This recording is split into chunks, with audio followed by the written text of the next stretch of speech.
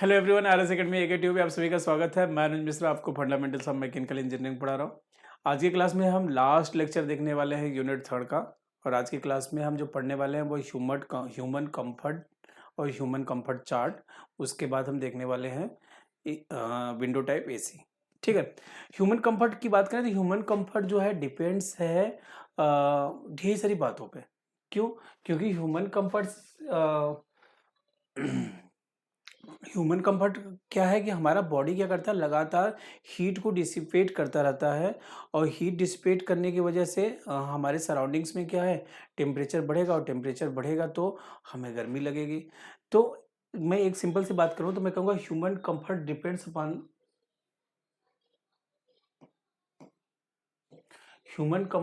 Upon ease with body temperature is maintain with dissipation of heat. अब ये जो heat dissipation हो रहा है ये हो क्यों रहा है, सबसे पहले हमें ये समझना चाहिए। जैसे हमने देखा होगा ना, बहुत ज़्यादा क्राउडेड प्लेस होता है, जैसे ट्रेन हुआ, जनरल बोगी, जनरल कंपार्टमेंट, तो वहाँ पे क्या है, ढेर से ज़रूरत से ज़्यादा लोग हैं और बिल्कुल जान निकली जाती है। क्यों? क्योंकि सब ह्यूमन बीइंग्स हैं, सभी ने खा रखा है, मेटाबॉलिज्म होता है, तो बॉडी क्या करती है, हीट डिसिपेट्स करती है due to oxidation of food, metabolism of food, जिसकी वजह से क्या होता है कि गर्मी बढ़ती रहती है। तो मेट्रो में भी आपने देखा होगा कि जब भीड़ बहुत ज़्यादा होती है तो मेट्रो के टेम्परेचर बहुत डाउन करते हैं। लेकिन वही मेट्रो जब खाली चल रही होती है और वो टेम्परेचर चेंज करना भूल जाए तो बहुत एक्सट्रीम कोल्ड हो जाता है और हमें ठंड लगने लगता है। तो ये क्यों होता है? क्योंकि ह्यूमन बीइंग्स जो होते हैं हीट को प्रोड्यूस करते हैं। तो यहाँ देखा, heat is produced principally by the metabolism. Metabolism मतलब हमारा खाना जो पचता है due to oxidation of food. Then heat is use to perform work, या फिर loss of heat by convections, radiations, evaporations. Convections मतलब कन्वेक्शंस आपने देखा होगा, मोड्स ऑफ हीट ट्रांसफर तीन तरह का होता है, कंडक्शंस, कन्वेक्शंस, रेडिएशंस।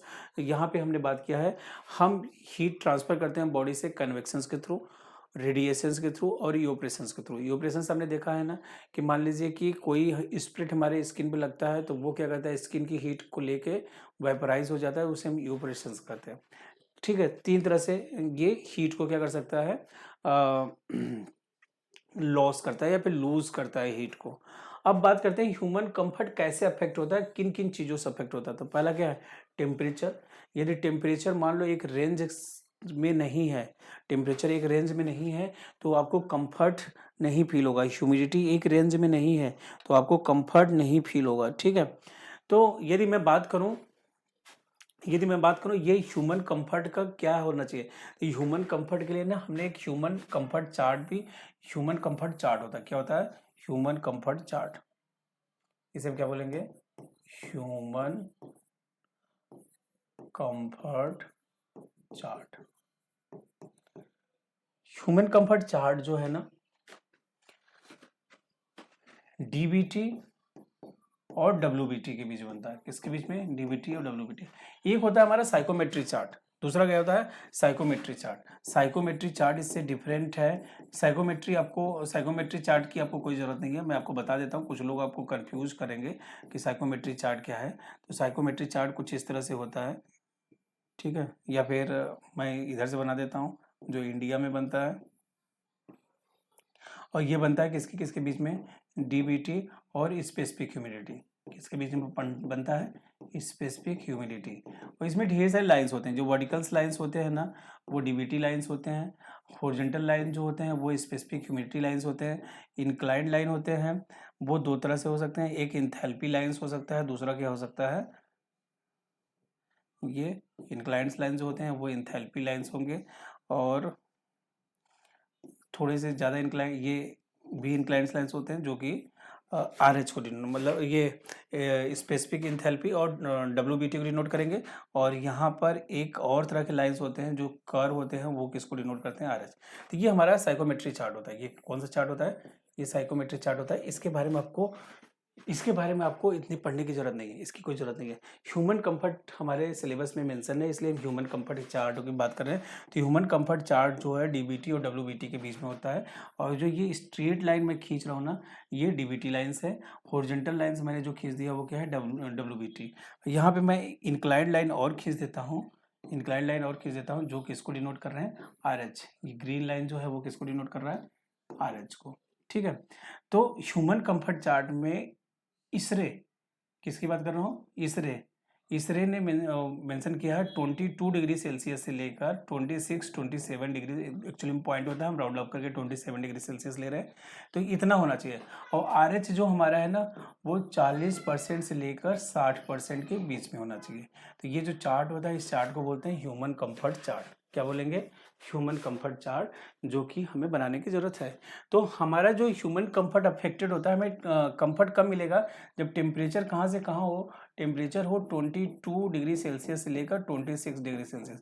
कॉइल टेम्परेचर की नहीं बात कर रहा हूँ, हमारा AC जो इंडिकेट करता है कॉइल का टेम्परेचर में इंडिकेट कर रहा है, मैं रूम के टेम्परेचर की बता रहा हूँ।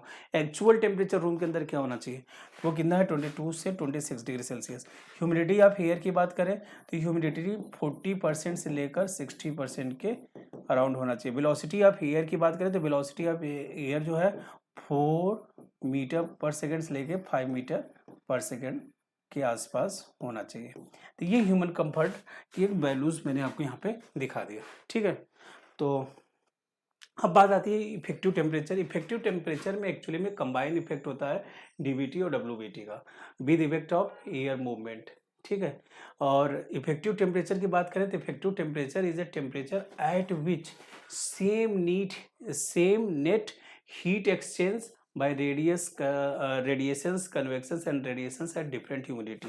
मतलब आपको सब कंबाइन, इफेक्टिव टेम्परेचर जो होता है कंबाइन इफेक्ट देता है किसका, नेट हीट एक्सचेंज का, रेडिएशन की वजह से, कन्वेक्शंस की वजह से, यूप्रेशंस की वजह से डिफरेंट ह्यूमिडिटी पे, उसे हम क्या बोलेंगे, इफेक्टिव टेम्परेचर। तो ये ह्यूमन कंफर्ट चार्ट में यदि आप इतनी बातें लिख देंगे तो ये मोर देन सफिशियंट है, ठीक है। तो यहाँ पे ये हमारा ह्यूमन कंफर्ट क्लियर होता है। नेक्स्ट है हमारे पास constructions and working of window type AC air conditioner. Window type AC की बात करें, विंडो टाइप एयर कंडीशनर की बात करें तो ये बिल्कुल सिमिलर है जैसा आपने क्या पढ़ा था, जैसा आपने पढ़ा था डोमेस्टिक रेफ्रिजरेटर। ये 4 कंपोनेंट ध्यान दीजिएगा, compressor, condenser, expansion device, evaporator. There are 4 main component and these are, ये लाइंस भी एज इट इज मैंने वैसे ही लिखी है, यहाँ पे भी लिखना। अब वहाँ पे मैंने डोमेस्टिक रेफ्रिजरेटर की बातें की थी, यहाँ पे विंडो AC की बात करें तो विंडो AC क्या है, window air conditioner is sometimes referred as a room air conditioner, इसे रूम एयर कंडीशनर भी कभी कहते हैं। ये एक simplest form of air conditioner system है, जिसमें है क्या, ये माउंट किया जाता है विंडो पे या फिर वॉल्स पे, ठीक है। ये एक सिंगल यूनिट है, इसमें मतलब सभी 4 के चारों या सब कंपोनेंट एक ही यूनिट के अंदर होंगे, स्प्लिट नहीं होंगे कि आधा इधर आधा उधर, सिंगल यूनिट में होता है ये। It is a single unit that is assembled in a casing where all components are located, सब एक साथ होंगे। और यदि मैं 4 मेन कंपोनेंट की बात करूं तो 4 मेन कंपोनेंट कौन कौन से हैं, कंप्रेसर है, कंडेंसर है, थ्रोटलिंग डिवाइस, ऑपरेटर। तो वॉल पे हम रखते हैं, विंडो पे रखते हैं तो आधा अंदर होता है आधा बाहर होता है, बाहर की साइड कंडेंसर होता है, अंदर की साइड ऑपरेटर, एक्सपेंशन डिवाइस, बाहर की तरफ हमारे पास कंप्रेसर और कंडेंसर और कंप्रेसर होता है, ठीक है। तो अब हम इसके लिए कौन सा डायग्राम बनाएंगे, ये डायग्राम बनाएंगे। तो आपने देखा ये हमारे पास रूम है, ये जो डैश डैश डैश लाइन दिखा रहा है ये क्या है, ये हमारा रूम है। और इस रूम में हम क्या लगा रहे हैं, एक विंडो है हमारे पास, उस विंडो पे हम AC लगा रहे थे। ये हमारे रूम का सीलिंग फैन है, ये हमारे रूम का सीलिंग फैन दिखा रहा है जो छत से लटका हुआ है। और ये क्या है, इवेपोरेटर है, ये हमारा क्या है, इवेपोरेटर है, ये क्या है, इवेपोरेटर। इवेपोरेटर के बाद ये हमारे पास ये क्या है, कंप्रेसर है, ये क्या है, कंप्रेसर है। कंप्रेसर के बाद ये क्या है, कंडेंसर है। और फिर ये क्या है, कैपिलरी ट्यूब। और कैपिलरी ट्यूब ये है क्या, एक तरह का एक्सपेंशन वाल्व है, क्या है, एक्सपेंशन वाल्व है। और ये सेम वैसे ही काम करेगा जैसा कि आपका क्या काम कर रहा था, डोमेस्टिक रेफ्रिजरेटर। इवेपोरेटर में रेफ्रिजरेंट हीट को एब्जॉर्ब करेगा, फेस चेंज करेगा, लिक्विड से वेपर बनेगा। कंप्रेसर में जाने के बाद कंप्रेसर क्या करेगा, उसका प्रेशर एंड टेम्परेचर इंक्रीज करेगा। कंडेंसर क्या करेगा, हीट रिजेक्ट करेगा सराउंडिंग्स में। AC के पीछे कभी खड़े होइए, कितना हीट रिजेक्ट करता रहता है, सराउंडिंग्स में हीट रिजेक्ट करेगा। फिर हमारा जो कैपिलरी ट्यूब है, कैपिलरी ट्यूब उसका एक्सपेंशन करेगा, प्रेशर एंड टेम्परेचर ड्रॉप होगा, फिर से इवेपोरेटर में आएगा और इवेपोरेटर फिर से हीट को एब्जॉर्ब करेगा। ये साइकिल कंटिन्यूसली चलता रहेगा। तो चलिए, ये हम 4 हमारे पास जो मेन कंपोनेंट, सेम वही डायग्राम, इवापोरेटर हीट को एब्जॉर्ब किया, कंप्रेसर ने कंप्रेस किया, प्रेशर एंड टेम्परेचर इंक्रीज हुआ, कंडेंसर ने हीट रिजेक्ट किया, एक्सपेंशन डिवाइस ने उसका एक्सपेंशन किया और प्रेशर टेम्परेचर ड्रॉप किया। ये आपको डायग्राम में बनाने की जरूरत नहीं है, समझने के लिए मैंने आपको लगा रखा है, ठीक है। कंप्रेसर की बात करें तो ये क्या है, एक मैकेनिकल डिवाइस है जो कि ट्रांसफर कर रहा है मैकेनिकल एनर्जी किसको, वर्किंग फ्लूइड या रेफ्रिजरेंट को। सेम ऐसा ही हमने कहाँ पढ़ा था, डोमेस्टिक रेफ्रिजरेटर में। फिर रेफ्रिजरेंट कहाँ आता है, refrigerant comes from evaporator into compressor. Compressor के अंदर जो रेफ्रिजरेंट आता है इवापोरेटर से होते हुए आता है। Compressor raises the pressure and temperature of the refrigerant. Compressor pressure temperature को इंक्रीज करेगा। Refrigerant leaves the compressor and enters to the condenser. Refrigerant जो है कंप्रेसर के बाद कंडेंसर में जाएगा। और since the process require work and electric motor में बी यूज्ड, वर्क इनपुट दे रहे हो ना, इलेक्ट्रिक मोटर की जरूरत पड़ेगी, ऐसी बात मैंने वहाँ पे बोली थी, यहाँ पे मैंने लिख दिया कि आपको बिल्कुल सेंटेंस फॉर्म ये एज इट इज आप डोमेस्टिक रेफ्रिजरेटर में भी लिख देते हो, कहीं से कोई गलत नहीं होगा, ये मेरी गारंटी है, ठीक है। तो नेक्स्ट कंडेंसर की बात करें तो कंडेंसर क्या है, एक तरह का हीट एक्सचेंजर है जो हीट का लेन देन करता है। ये सराउंडिंग्स में हीट को क्या करेगा, रिजेक्ट करेगा। तो मैंने लिखा it is a type of heat exchanger and the refrigerant इंटर्स into the condenser from the compressor. Compressor rejects the heat from the working fluid bye means of cooling coils made of copper into the atmosphere. हमारा जो condenser है heat को reject कर रहा है atmosphere में refrigerant से, cooling coils की हेल्प से, क्योंकि रेफ्रिजरेंट जो सर्कुलेट्स हो रहा है कूलिंग कॉइल्स में। रेफ्रिजरेंट आ कहाँ से रहा है, refrigerant comes from compressor is at higher pressure and temperature और heat is rejected in condenser. After condensing refrigerant goes into the expansion device.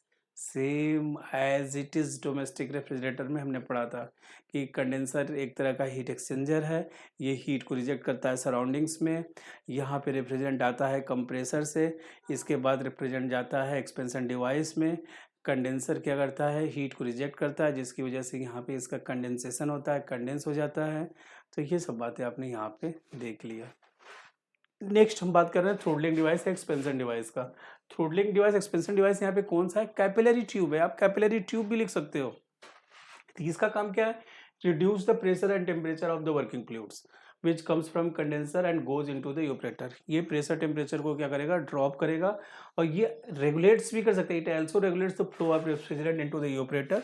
we can regulate the control the temperature of the refrigerant by using the expansion device varying the opening as per requirement। तो हमारा जो expansion device है वो refrigerant के amount को कम ज़्यादा करके cooling को कम ज़्यादा करता है। और यहाँ पे प्रेशर और टेम्परेचर दोनों ड्रॉप होते हैं, फ्लो को रेगुलेट्स भी करता है रेफ्रिजरेंट के अमाउंट को।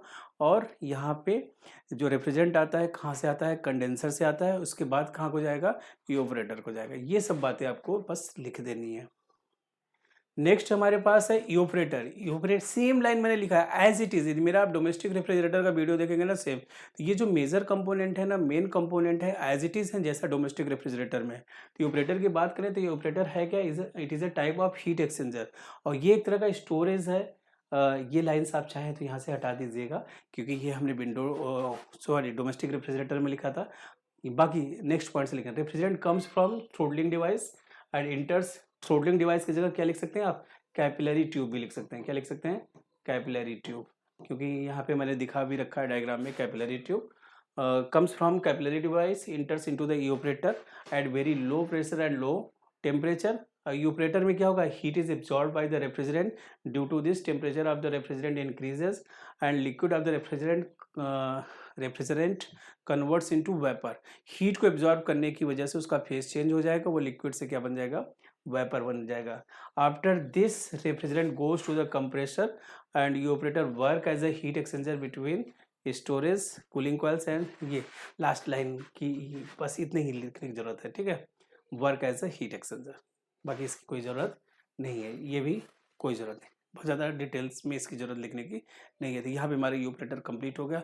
बिल्कुल जैसा आपने डोमेस्टिक रेफ्रिजरेटर पढ़ा था वैसे विंडो टाइप एसी आपने, डायग्राम बस डिफरेंट है, बाकी सेम है, कुछ अलग से पॉइंट आएंगे। फिल्टर ड्रायर, फिल्टर ड्रायर का क्या काम है, use to remove moisture from the refrigerant.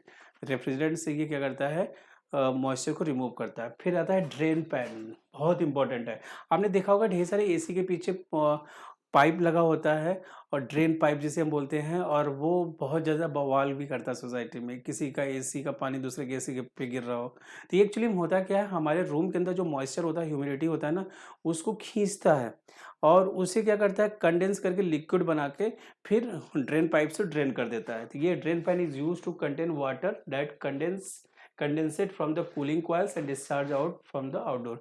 Actually में होता क्या, रूम की एयर जो होती है वो एसी के कूलिंग कॉइल्स के कांटेक्ट में आता है, जैसे ही वेपर कंडेंस होकर लिक्विड बनता है, नीचे एक पैन लगा होता है, उसमें स्टोर होकर पीछे से ड्रेन कर देंगे। तो ये क्या काम है ड्रेन पैन का। प्रोपेलर फैन क्या है, is used in air cooled condenser to help move the air molecules over the surface of the condensing coil. ये प्रोपेलर फैन क्या कर रहा है कि ये हेल्प कर रहा है एयर को मूव करने के लिए, एयर मॉलिक्यूल्स को किसके सरफेस के ऊपर, कंडेंसिंग कॉयल के ऊपर। फैन मोटर क्या है, ये डबल शाफ्ट होता है जिसका इंडोर ब्लोअर और आउटडोर ब्लोअर दोनों होता है, जो कि एक साथ ही क्या होते हैं, कनेक्ट होते हैं। तो ये कुछ ऑक्सिलरी कंपोनेंट और लिख लेंगे, हमारा विंडो टाइप एसी क्या हो जाएगा, पूरी तरह कंप्लीट हो जाएगा। बहुत ज़्यादा आसान है, बस आपको ज़रूरत तो है तो थोड़े से ध्यान से इनकी रिवीजन करने की, ठीक है। तो आज की क्लास के लिए इतना ही, बाकी हम लोग नेक्स्ट क्लास में नेक्स्ट यूनिट स्टार्ट करेंगे, जो कि क्या होगा हमारा fluid mechanics and fluid machinery. Thank you.